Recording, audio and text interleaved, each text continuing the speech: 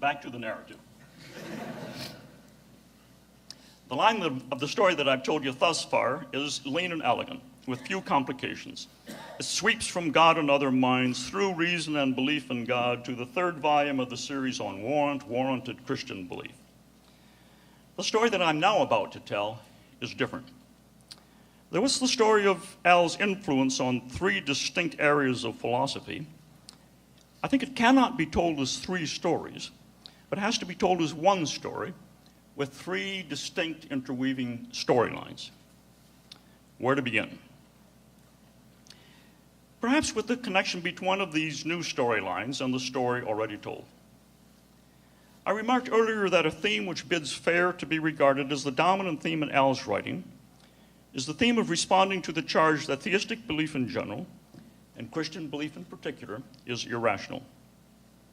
Sometimes the charge being made is that the holding of theistic belief is in one way or another epistemologically deficient, and that's the charge in which my narrative has focused thus far. But sometimes the charge being made is rather that the content of theistic belief is in some way intellectually defective, inconsistent, incoherent, you name it. And in the mid-20th century, the problem of evil was typically framed as a challenge of this latter sort. Classical theism holds that God is all good, all-knowing, and all-powerful. And the claim was frequently made that it is impossible that there be such a being, and that there also be the amount and kind of evil in the world, that in fact there is. And so it was said, something has to give.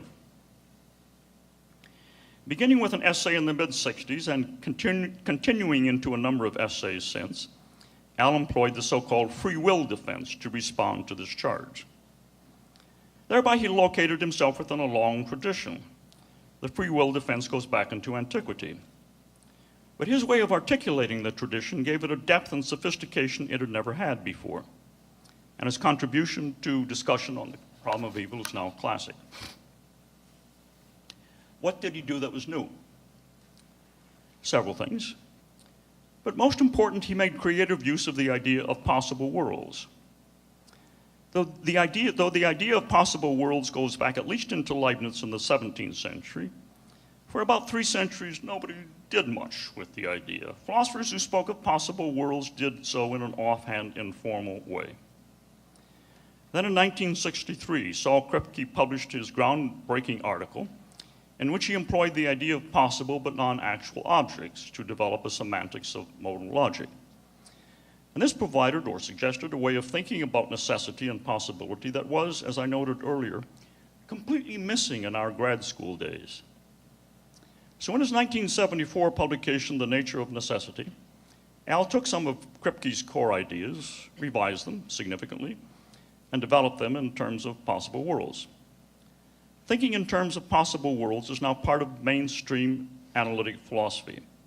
It's fundamental to what makes philosophy now very different from what it was then. Many philosophers have contributed to this development. Al, along with his and my near contemporary, the late David Lewis, was among the earliest and most influential. Let me take a small detour here. When I was describing the philosophical ethos of the 1950s, I said nothing about metaphysics. I was a student of D.C. Williams at Harvard.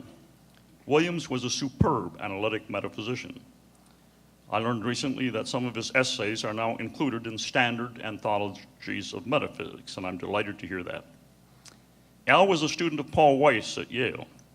Weiss was a metaphysician of the old speculative school. So there were people doing constructive metaphysics. But both Al and I were well aware of the fact that in studying metaphysics, we were outliers, working on the fringe. Metaphysics was far from where the action was.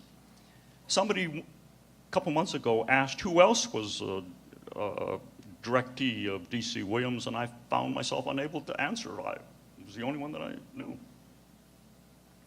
The demise of positivism opened the doors to metaphysics. Possible worlds thinking stormed through those doors and gave a huge boost to metaphysics generally. So an important part of what makes philosophy now very different, incredibly different from what it was then, is the prominence of metaphysics now, compared to its near absence then. detour ended. At the same time that he was working out a general account of necessity, possibility, and essence in terms of possible worlds, Al employed these ideas in his free will defense. He employed them in another domain as well, namely in philosophical theology proper. In his brief 1980 book, Does God Have a Nature?, he employed them in discussing the traditional doctrine of God's simplicity. And 15 years earlier, he had employed them in his book titled The Ontological Argument. I think that title is misleading. It's my view that there is no such thing as the ontological argument for the existence of God. There's a family of such arguments, of which Al's is an ingenious contemporary member. At some points in the book, Al talks as if his argument is an interpretation of Anselm's original argument. I think that's one of the least plausible things he's ever said in print. His own ontological argument is none the worse for that. Now, these books are just two of the many important contributions Al has made to what has become the enormously rich field of philosophical theology. And in these 2 days, we've had a specimen of that, an inkling of what has become that enormously rich field. 50 years ago, 60 years ago, such discussions as we've had yesterday and today were impossible to imagine. Not only did they not occur, nobody could imagine their occurring.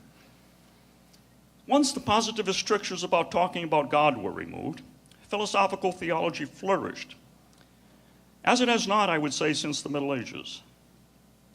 A number of writers have noted that theologians have been very wary of this development within analytic philosophy. I myself sometimes get the impression that some theologians would prefer that positivism or Kantianism still ruled the roost. I have no explanation for why this is. Some of you may be forming the conclusion that every significant development in philosophy over these past 50 years bears on it the Plantinga fingerprints. Well, that's not quite so. Political philosophy has flourished over the past 50 years. Al has contributed nothing to that. If he's written anything on it, he's kept it in his desk drawer. There have been important developments in ethics. Al has not played a role in those. But as for philosophy of religion, and these central main philosophical disciplines of epistemology and metaphysics, his fingerprints are indeed everywhere. Not only his, of course, but his as much as anybody's. And how shall we place Al's publications of the past 15 years or so on the relation between religion and science? I would say that we don't yet know what the long-term impact of these will be. One aspect of the short-term impact is very clear, however. He's gotten some people very angry. It's often been claimed in recent years that science in general, and evolutionary theory in particular, provides reasons for thinking that theism is false. The strident voice of Richard Dawkins is prominent in the chorus. Al has been arguing that neither evolutionary theory in particular, nor science in general, does anything of the sort.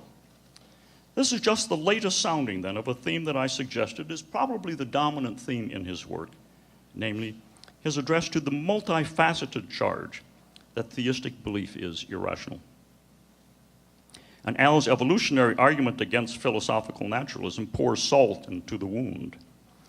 Not only does evolutionary theory, plausibly interpreted, not provide reason for thinking that theism is false, Al has moved from defense to offense to argue that someone who embraces the broad outlines of evolutionary theory is not justified in believing that naturalism is true. What does survival of the fittest have to do with the truth of that complex philosophical position which is naturalism? My own view is that Al is here tapping into the fact that for many present-day secularists, evolutionary theory is their religious alternative to theism, and hence the anger, a religious anger.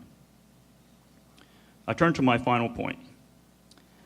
When discussing Al's essay, Reason and Belief in God, I mentioned that his argument for the falsehood of the evidentialist thesis concerning theistic belief came in two parts.